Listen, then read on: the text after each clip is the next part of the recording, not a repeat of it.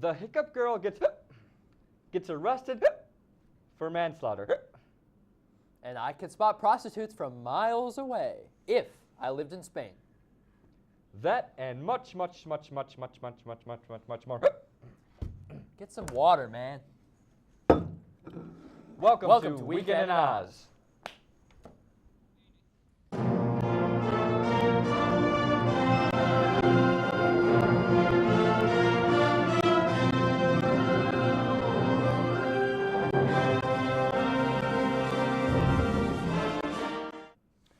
Heyo, I'm Mike Winslow, and in case you haven't noticed, I have the hiccups. And I'm Joe Manganello. You may remember me from such WTOP productions as The News on Sunday Nights and Oswego Sports Update. I am a really big deal, like huge. I'm like Rugrats in the 90s. It's, oh jeez, it's, son of a monkey. Okay, it's Sunday, November 7th. I need to get some water. There, better. Now that Mike can speak without, oh, great, it's contagious. Let's just start the show before it gets worse.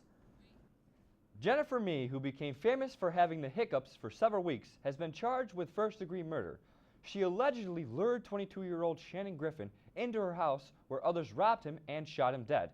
Mee went on to the Today Show in 2007, where she described her strange condition, which made her hiccup up to 50 times a minute. After multiple attempts to cure them, they eventually stopped. On her MySpace page, Mee refers to herself as a female version of a hustler. She's known by her fellow hustlers on the streets as "dat who with the hiccups." But there may be justice on the horizon for the 19-year-old. Studies now suggest that having the hiccups for prolonged periods of time can indeed provoke people to commit violent acts on others, including murder. I mean, hey, if I hiccuped up 50 times a minute, I'd want to punch the next person I saw. There's still no word on how long Mee will be kept behind bars. Election Day was not just a rough day for Democrats. For the people of Western Massachusetts, it was also a very rough day for 13-year-old boys, perverted uncles, and the creepy guy that rides the bus and talks too loud. You see, roughly 70% of the voters in Pittsfield, Massachusetts rejected legislation pushing for women to be allowed to walk around town topless. No! Why won't humanity wake up to this beautiful life? According to the AP, the measure, which was only on the ballot in Pittsfield's 3rd Berkshire District, urged that the district's state representation introduces legislation amending the state's nudity definition. In other words, the women pushing this issue want to be allowed to be shirtless whenever and wherever guys can be. Well, this is really a shame, Oswego. We have missed out on a great opportunity to fight for civil liberty. I say, why shouldn't women be allowed to walk around topless when guys can't? I can give you 2 reasons right now why this is a vital change to America. 2 beautiful, inspiring mountains of hope that we can rest our hearts upon. 2 warm, loving, tender, soft, and moving air balloons of democracy. 2 big, smart, and well-crafted reasons why America needs shirtless women. But first, I need to take care of something in the nearest restroom. Can anyone find me some hand lotion? When we think of collection, we consider stamps, postcards, and other things. But for some, it can be anything. Graham Barker, a librarian from Perth, Australia, has just entered the Guinness Book of World Records for having the largest collection of belly button lint. That's right, 22.1 grams to be exact. According to the Daily Mail in the UK, the 45-year-old says to have harvested the lint daily for 26 years. Like many famous world records, Barker is said to have started out of sheer boredom. He said, "I noticed lint in my navel and became curious as to how much a person can produce." Barker also says that the amount of lint he collects depends on what clothes he wears, and the thermal underwear tends to be the most productive. Having also collected bakery bags and McDonald's tray liners, Barker says he is furthering his collecting abilities with earwax and fingernails. Ugh. On Monday, a 96-year-old woman from Syracuse flipped her car at a DeWitt HSBC bank. Police say she was backing out of a parking spot and accelerated, hitting the curb and a one-way sign, causing her to roll the car. The driver was taken to University Hospital with non-life-threatening injuries, but she was a 96-year-old woman, 96 years old, and made a seemingly easy driving maneuver nearly dangerous. Just another example of why they shouldn't be driving, and by they, I mean women. John Deere has recalled 2 of its ride-on lawnmowers, the Easy Track Zero Turn and Zero Turn mowers with foot lift, because the right-hand steering lever can get caught and lock in place. So, if you see anyone riding a John Deere in a circle for hours on end, first point and laugh, then go get help. Chefs in Italy have concocted the world's largest noodle, measuring an astonishing 328 feet. It was made for the annual Italian tradition, the Chestnut Festival, and the giant noodle took all day to make. In related news, Tommy Lee is suing the Italian chefs for not being included on the project, citing the world's largest noodle is based off the size of his noodle. His longtime lover Pamela Anderson could not be reached for comments on the matter, which is odd. She usually can be reached by anything that moves. Now here's Weekend in Oz' very own Andy Sandy went AWOL around campus. Let's take a look. I'm Andy Sandy, and this is Weekend in Oz, AWOL. I'm going to ask you two guys a couple of questions, all right? Do the best of your ability. Okay, first question is, who is the president of the college? SUNY Oswego alumni. Well, maybe it was when, actually, I researched this. She's been the president since 1995, so I don't really think that's an excuse for you, is it? No, it's not good for me. Oh, man.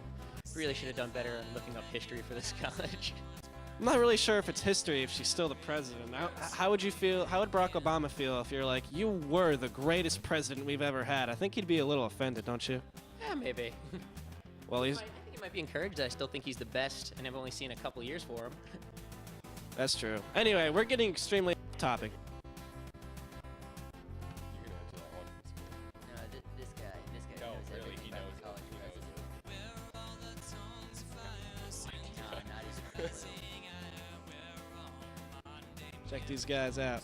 All right, I'm going to let you guys in a little secret, okay? The initials are D.S. I know it's a woman. It is a woman. That is very... You know what? You've narrowed the search down. Now, let's see if 50-50 shot between half the human race. Come on, you can do it. It's not that bad. Do either of you watch The Office? Yes. What's the black guy's name? I don't know. Big fans of The Office, huh? Only... All right, well, it was my fault. I didn't word the question correctly. Are you an avid fan of The Office? No. She's not. Okay, so that wasn't help. But anyway, I'm going to give you the answer to that question. It'll help with my first question. The black guy's name is Stanley. Okay. Dan Smart. Dan Smarts. Well, all right, I'm going to let you in another little help that might, cut the guessing about half by the human race. It is a female. Female. Not Danielle Smarts. You sure? You know what? I could check my sheet. No. Thanks.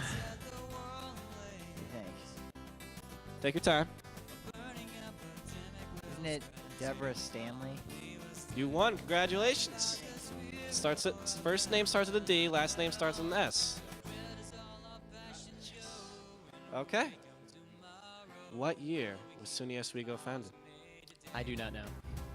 We have an alumni in our presence, ladies and gentlemen. An alumni. I'm gonna let you in a little secret, okay? It has the year of what SUNY Oswego was founded on the sign. Every single time you enter campus, it says SUNY Oswego founded. I'd never enter that entrance. I always come up the roads from Seneca. You come in campus, it's right on the sign, right? It says SUNY Oswego founded. 76. Really close, a little bit older than that. Do you know what century? 1960s? Well, it's either, we've narrowed down to either 40 years ago or like 140. That's more than people live, ladies and gentlemen. Like year 1900 or something, around that time. I'm not sure. 'Cause it's a pretty old school. 18. Come on. Oh, I read this somewhere. I'm gonna wing it. 1886. Lower. 1850. Higher.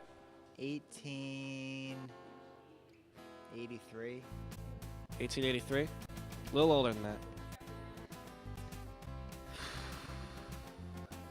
You won. 1861. It's almost as if they heard that question already. Because this question's kind of hard. Roughly, how many students go here? Let's say 6,000. A little higher. 7,000. A little higher. 8,000. Is that including commuters? Sure. I think it's last I checked was like 8,400. About 2,000 maybe? 2,000 maybe. A little bit more. 5,000? Keep climbing. 6. I'm gonna let you take a shot. 10,000? You're somewhere in the middle. 8,000? 8,000. That's what I was going to say. Rough estimate. About how many students do you think go here? 8,500. How many? 8,500. How did you know that? That's exactly what I have right here. You're reading my paper. 8,500. He nailed that one, ladies and gentlemen. Nailed that one. 8,500. Nice job. If you happen to travel to Spain soon, you may notice many women in high heels and bright yellow vests. They can be spotted all along the rural highways outside Els Elmus near Lleida in Catalonia. They're in fact not stylish construction workers, rather they are prostitutes. The bright loud colored vests are not for fashionable purposes. Instead, the prostitutes wear them so they can be seen by oncoming traffic. The prostitutes are wearing the vest after the creation of a law which states pedestrians on major highways and hard shoulders must wear high visibility garments. Fun fact, prostitution isn't illegal in Spain, and 1 in 4 men in Spain have admitted to paying for sex. If the prostitutes don't wear the vest, they can be charged up to 40 euros. So I wonder if they're allowed to take them off during sex.